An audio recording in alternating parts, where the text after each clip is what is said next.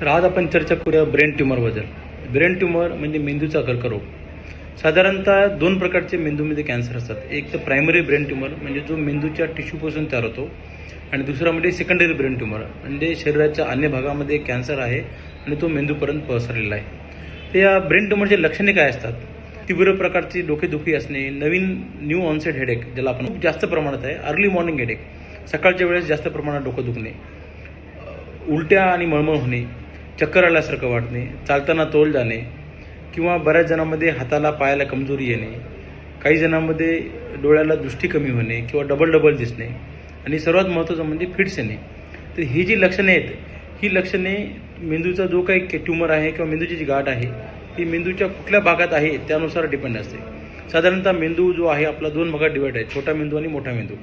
तो मोठा मेंदू परत उजव्या साईडचा आणि डाव्या साईडचा असं दोन भाग आपण करतो.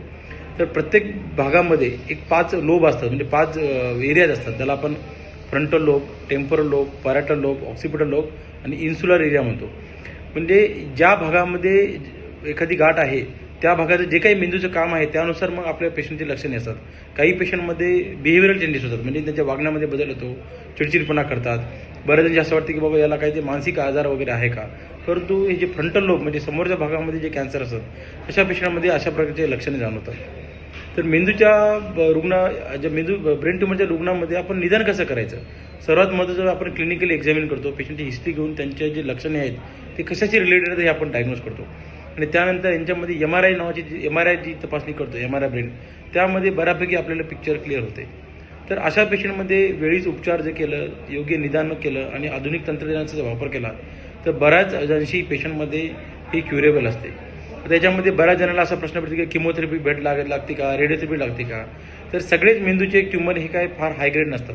त्याचे पण जर ढोबळमानानं बघायला गेलं तर 4 टप्पे असतात, पहिला, दुसरा, तिसरा आणि चौथा. त्यातला पहिला आणि दुसऱ्या टप्प्याचे जे कॅन्सरचे मेंदूच्या गाठी असतात किंवा जे ट्यूमर असतात त्यांना सर्जरी हाच एक पर्याय असतो.